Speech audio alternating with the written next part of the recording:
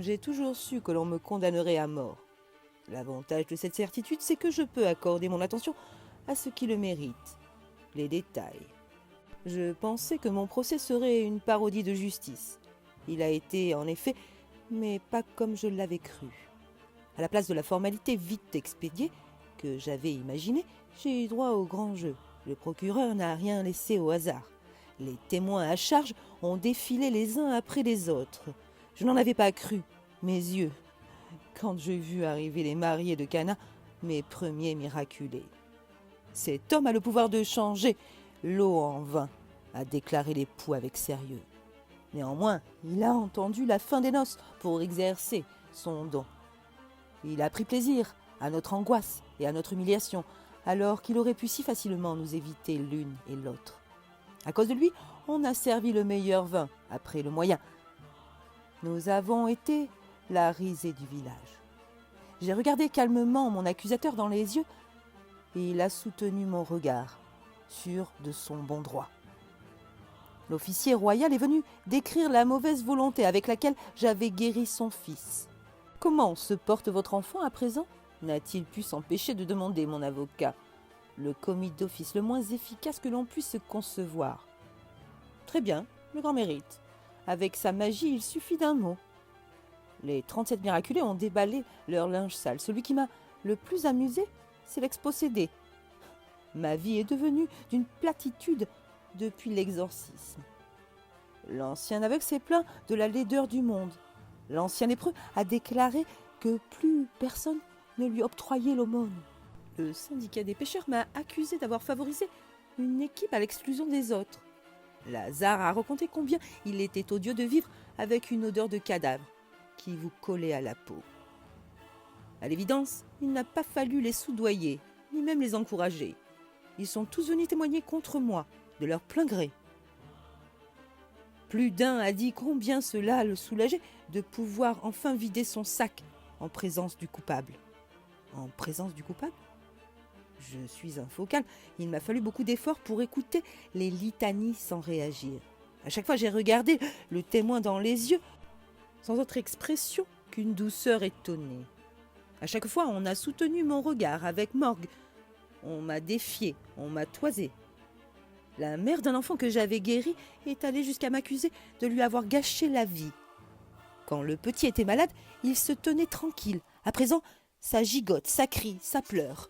Je n'ai plus une seule minute de paix, je ne dors plus la nuit. N'est-ce pas vous qui aviez demandé à mon client de guérir votre fils, a interrogé le commis d'office ? De le guérir, oui. Pas de le rendre aussi infernal qu'il l'était avant sa maladie. Peut-être auriez-vous dû préciser ce point. En vérité, il n'a pas fallu les pousser à témoigner à charge, mais ils l'ont ardemment désiré. La complaisance avec laquelle chacun a parlé contre moi m'a stupéfié. D'autant que ce n'était absolument pas nécessaire. Tous savaient que je serais condamné à mort. La prophétie n'a rien de mystérieux. Ils connaissaient mes pouvoirs et pouvaient constater que je n'en étais pas servi pour me sauver. Ils n'avaient donc aucun doute sur l'issue de l'affaire. Pourquoi ont-ils tenu à m'infliger une infamie à ce point inutile ? L'énigme du mal n'est rien comparé à celle de la médiocrité. Pendant leur témoignage, je sentais leur plaisir. Ils jouissaient de se conduire comme des misérables devant moi. Leur unique déception était que ma souffrance ne se vit pas davantage. Non que je n'ai voulu leur refuser cette volupté, mais parce que mon étonnement l'emportait de beaucoup sur mon indignation. Je suis un homme, rien d'humain ne m'est étranger. Et pourtant, je ne comprends pas la nature de ce qui s'est emparé d'eux au moment de déblatérer ces abominations. Et je considère mon incompréhension comme un échec, un manquement. Pilate avait reçu des instructions à mon sujet et je voyais sa contrariété. Non pas que je lui sois le moins du monde sympathique, mais parce que les témoins irritaient en lui l'homme rationnel. Ma stupéfaction le trompa.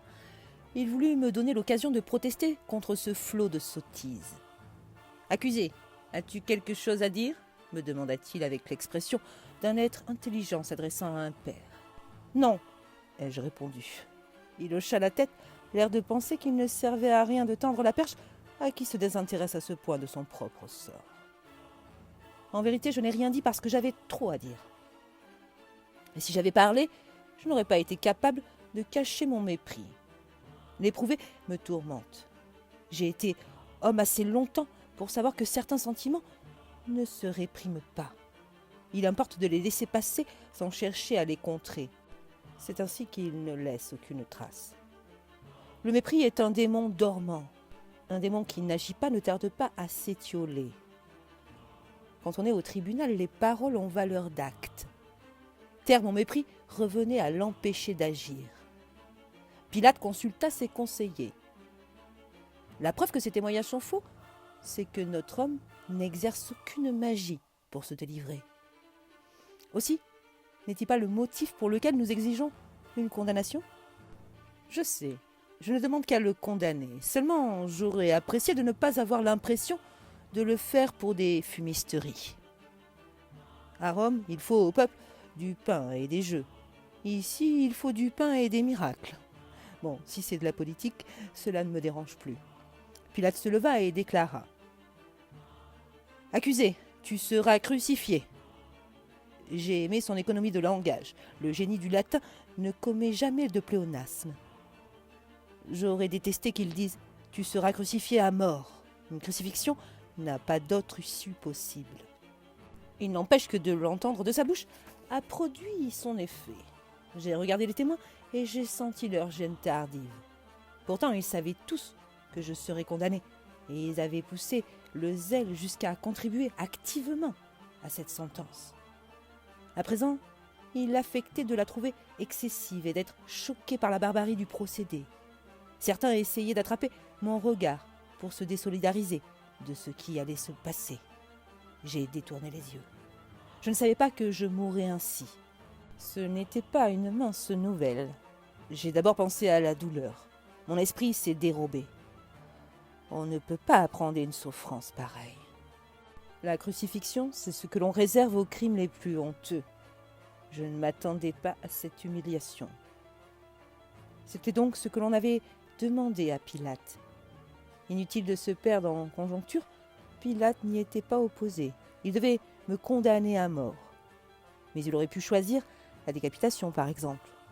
À quel moment l'ai-je agacé ? Sans doute en ne désœuvrant pas les miracles. Je ne pouvais pas mentir, ces miracles étaient bel et bien mon œuvre. Et contrairement à ce qu'affirmaient les témoins, il m'avait coûté des efforts inouïs. Personne ne m'a jamais enseigné l'art de les accomplir. Alors j'ai eu une pensée drôle. Au moins ce supplice qui m'attendait n'exigeait de moi aucun miracle. Il suffisait de me laisser faire. « Est-ce qu'on le crucifie aujourd'hui ?» demanda quelqu'un. Pilate se posait la question en me regardant.